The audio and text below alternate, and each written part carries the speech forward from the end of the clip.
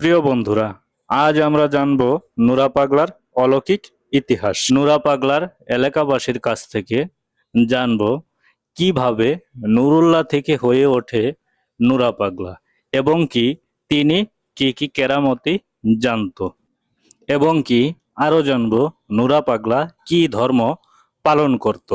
চলেন দেখি তার বড় ভাই কি বলে। হ্যাঁ, আস্তে আস্তে ইমাম মেহেদী দিন পরিচালনা করবে। সে বলে নাই কোনো মুখে যে আমি ইমাম মেহেদী। প্রিয় বন্ধুরা, আপনারা এইমাত্রই নুরা পাগলার যে ভাইয়ের থেকে শুনলেন নুরা পাগলা কোন ধর্ম পালন করত এবং প্রচার করত।